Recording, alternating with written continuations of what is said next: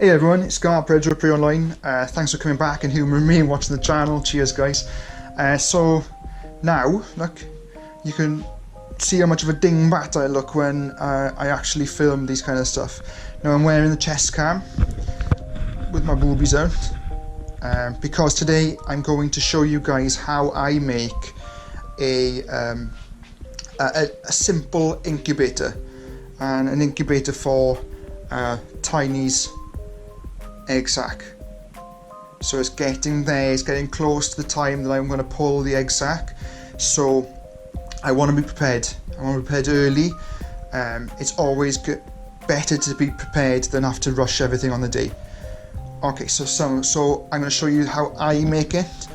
Other people make it in other different ways. They make it far more simple or far more complex with like the mechanical moms and stuff. You know, they build apparatus that actually turn the egg sac, you know, via an actual mechanical method, as the name suggests. But I literally just make a simple egg, incubator, and it's always worked for me. So we're going to come over here, and I'll just get the camera pointing the right way. So this is what I need to make an egg sac incubator. So I need a plastic tub. Make sure that it's got a good snap-on effect on that.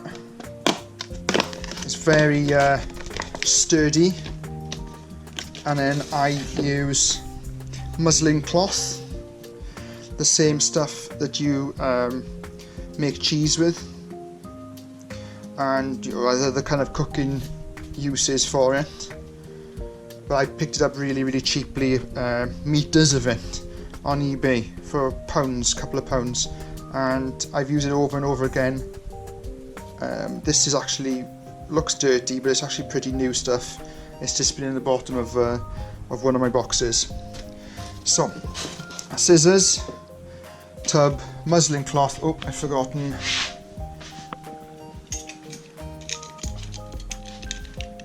And a Stanley knife. Now, I would usually do it cut onto the polystyrene, but because obviously the polystyrene is white and this is see-through, you guys can't see anything, so I'm just going to use one of my old files. It's sturdy enough. And what you want to do is cut out, being very careful, cut out the inside. Oh, I went a bit over there.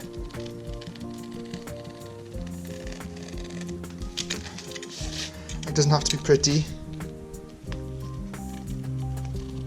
I'm sure you guys will be able to do this better than me.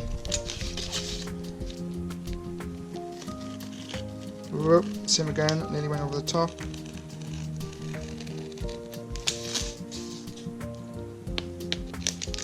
There we go. I just cut out that inside bit, leaving just the frame of the snap-on, clip-on bit at the top of the lid. Then we want to get, see, so that will still clip on, but of course there's nothing to hold it. Okay, now we want to get our muslin cloth, and we want to cut it to size.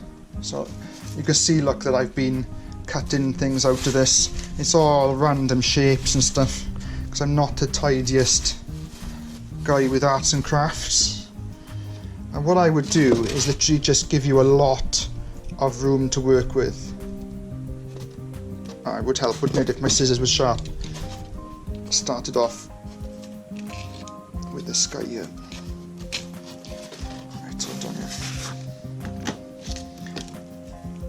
Now that I know where it is, it's just there. I can use the Stanley knife and cut it down nice.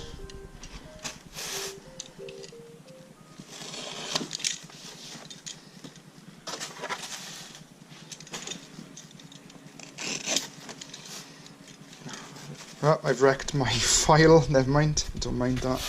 That's what it's there for. It's to save your desks and your kitchen worktops and your dining tables.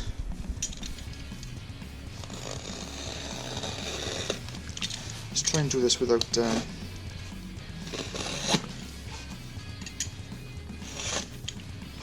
all the way to the end.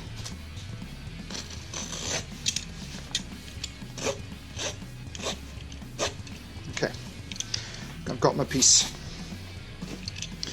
Now then, just make sure, oh god, I have wrecked that, never mind. Just make sure here that it will fit over there with plenty of give. Oh yes, look at that, I've overdone it a bit. And then you'll see what I mean, is that you just clip this on top.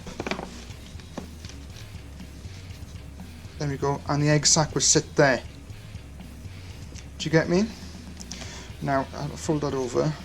Now what we're going to do next is we're going to fill this with water.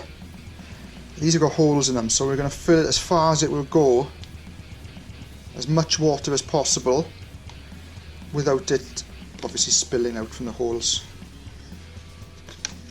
Let's unclip this.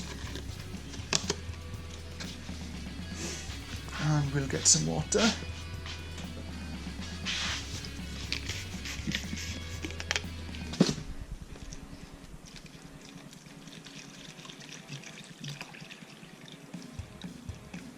The reason we're putting water in the bottom of it, not too much, you don't want the egg sac and the weight of it to push down and it will get wet.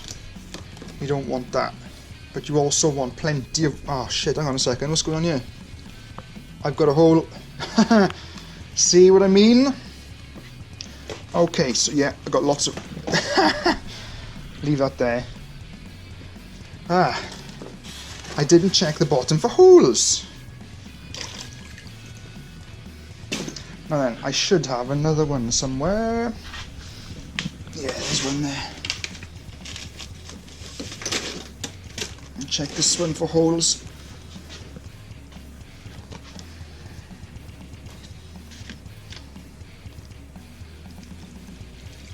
Right. Let's check that one. Nah, that's perfect. Okay. So...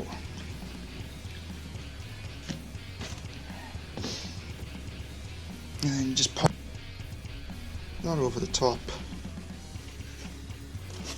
and then pop this, snap it shut. There we go. Oh, that wasn't. There we are. There's plenty of give, plenty of bounce. It's like a bit like a trampoline.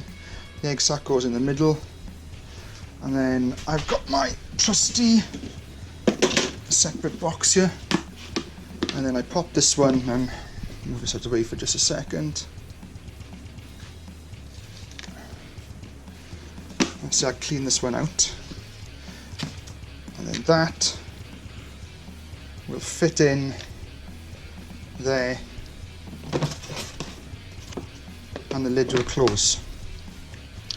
So, the reason why it's inside another tub, two reasons. One, you forget to, you know, for a few days after they've turned into spiderlings and they come off that, then they can't get out. But a more important reason is that this provides an area that the humidity can stay in, you know.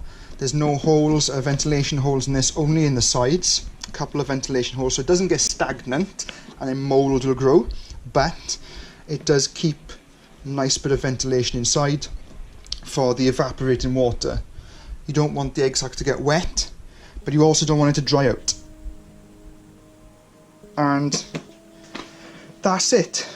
That's my method, the really simple, easy method to create a tarantula egg sac incubator. This then will go literally on top of the mum, on top of her tank, so that the temperature and everything is exactly the same as when mum laid the egg sac, because at the end of the day she only laid the egg sac because the conditions were correct, and mum knows best, isn't it? Thanks guys. So remember to like, comment, subscribe and keep coming back to the channel if you like what I do. Next update about Tiny will be pulling the egg sac, and that's going to be a big thing. So fingers crossed for me that goes okay. Remember, there's a Patreon page, and thank you already to my patrons that are supporting me through every month. Remember, I'm going to go live. I'm going to go live Friday or Saturday night, but I'll let you guys know. Most importantly, guys, remember, stay safe. Cheers. Hi YouTube, it's predatororpreyonline. So this year, the channel is going to be supporting a really good cause. So we're going to be supporting the desertus wolf spider conservation project through Bristol Zoo. So the Hogna Ingens from Madeira. So we're going to raise money all through the year for them. We're going to run some sales. So some of the stuff that I breed from the spider room, I will sell through the channel and through the website and the Facebook. And I'll say exactly that this sale, all proceeds will go to the Madeira, the wolf spider, so the desertus wolf spider charity. Also as well, if you're outside of the EU, obviously I can only post in the EU, so in Britain and in Europe. So if you're in like America or Australia or wherever you guys are, and you still want to help out with the project, through the Facebook page, if you go there, there's a link there for donations that go straight to Bristol Zoo. It's a really cracking project.